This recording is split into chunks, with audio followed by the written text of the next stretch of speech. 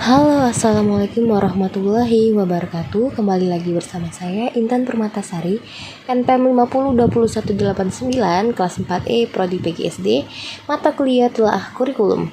Baiklah, pada hari ini kita akan membahas tentang menelaah buku guru dan siswa, silabus pembelajaran, dan RBP kelas 1, 2, 3 dalam kurikulum 2013 dan kurikulum darurat.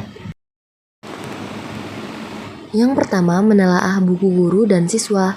Salah satu perbedaan antara kurikulum 2013 dengan kurikulum sebelumnya adalah adanya buku siswa dan buku guru yang sudah disediakan oleh pemerintah pusat sebagai buku wajib sumber belajar di sekolah.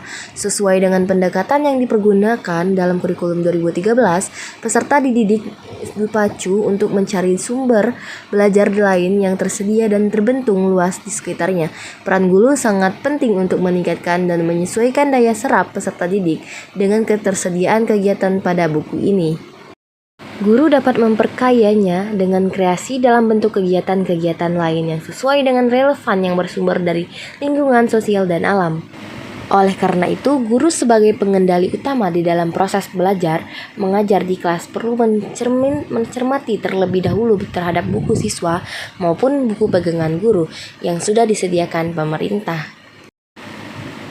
Sebelum buku siswa digunakan dalam proses belajar mengajar di kelas, guru sebaiknya sudah membaca dan melakukan analisis buku terlebih dahulu, sehingga jika di dalam buku tersebut ditemukan adanya kekeliruan atau ketidaktepatan, guru dapat mengatasinya dengan melakukan langkah-langkah tindak lanjut yang diperlukan.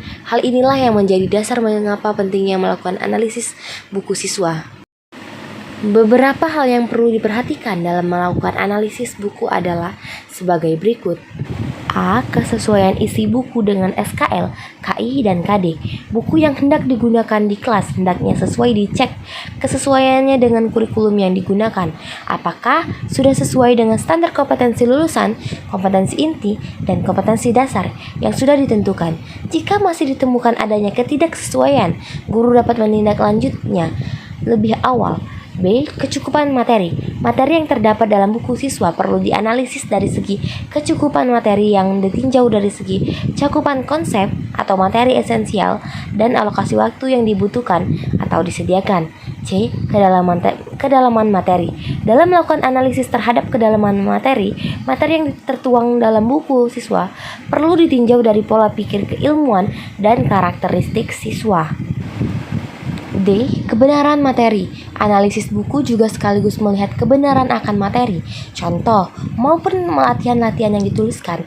Jika ditemukan adanya materi atau contoh atau soal yang dituliskan dalam buku terjadi kesalahan, baik kemungkinan salah dalam penulisan konsep maupun salah ketik, maka guru diharapkan segera mungkin untuk menindaklanjutinya. Tindak lanjut dapat berupa ralat perbaikan yang segera disampaikan kepada siswa agar tidak terdampak lebih lanjut kepada siswa atau membuat siswa bingung dan ragu. E. Kesesuaian pendekatan yang digunakan. Kurikulum 2013 menggunakan pendekatan saintifik. Oleh karena itu, buku siswa perlu ditinjau dari segi penerapan pendekatan saintifik. Apakah penyajiannya sudah memfasilitasi siswa untuk melakukan kegiatan-kegiatan seperti yang diharapkan dalam pendekatan saintifik atau belum. F. Kesesuaian penilaian. Bentuk penilaian yang digunakan dalam kurikulum 2013 menggunakan penilaian autentik. Oleh karena itu, buku siswa yang akan digunakan perlu ditinjau dari ketersediaan penilaian autentik yang terdapat dalam buku siswa tersebut. Silabus merupakan rencana pembelajaran pada mata pelajaran atau tema tertentu dalam pelaksanaan kurikulum. Silabus dibuat oleh guru untuk memberikan gambaran garis besar proses pembelajaran dalam satu semester.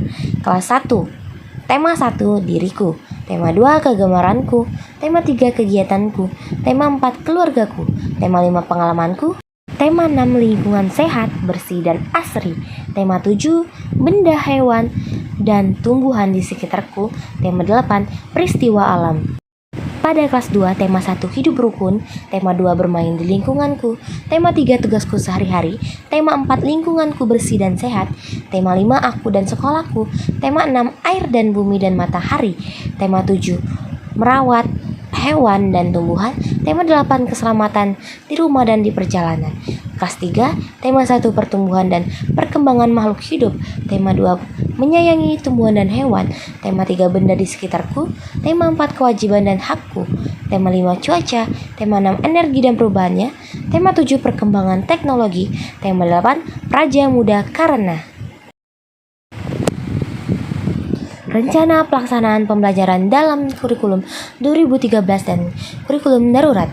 Rencana pelaksanaan pembelajaran atau disingkat dengan RPP adalah pegangan seorang guru dalam mengajar di dalam kelas. RPP dibuat oleh guru untuk membantunya dalam mengajar agar sesuai dengan standar kompetensi dan kompetensi dasar pada hari tersebut. Yang terdapat pada komponen RPP kurikulum 2013 adalah 1. Identitas sekolah, 2. Identitas mata pelajaran, 3 kelas atau semester, 4 materi pokok, 5 alokasi waktu, 6 tujuan pembelajaran, 7 kompetensi dasar dan indikator pencapaian, 8 kompetensi, 9 materi pembelajaran, 10 alokasi, 11 waktu, 12 metode pembelajaran, 13 media pembelajaran, 14 sumber belajar, 15 langkah-langkah pembelajaran, 16 penilaian hasil pembelajaran. KI dan KD kurikulum darurat. Kurikulum darurat merupakan kurikulum pada satuan pendidikan dalam kondisi khusus, di mana satuan pendidikan dapat menyesuaikan dengan kondisi sekolahnya dan juga di situ disesuaikan dengan kebutuhan siswanya. Penyesuaian kurikulum ini dengan menyederhanakan kompetensi inti dan kompetensi dasar atau KI dan atau KD pada kurikulum 2013 menjadi lebih ramping. Pelaksanaan kurikulum pada situasi dan kondisi khusus tersebut bertujuan untuk memberikan fleksibilitas bagi sekolah untuk menentukan kurikulumnya yang sesuai dengan kebutuhan siswa. Pelaksanaan kurikulum tersebut dikenal dengan kurikulum darurat. Pelaksanaan kurikulum pada situasi dan kondisi khusus tersebut bertujuan untuk memberikan fleksibilitas bagi sekolah untuk menentukan kurikulum yang sesuai dengan kebutuhan siswa. Pelaksanaannya kurikulum tersebut dikenal dengan kurikulum darurat. Jadi, kurikulum darurat bukanlah suatu kurikulum baru, melainkan sekolah diberi beberapa pilihan untuk melaksanakan kurikulum antara lain 1. Tetap melaksanakan kurikulum yang sudah ada atau kurikulum 2013. 2. Menggunakan kurikulum darurat atau menyederhanakan kurikulum secara mandiri. Baiklah, itulah materi yang dapat saya sampaikan pada hari ini. Terima kasih, sampai jumpa lagi minggu depan. Wassalamualaikum warahmatullahi wabarakatuh.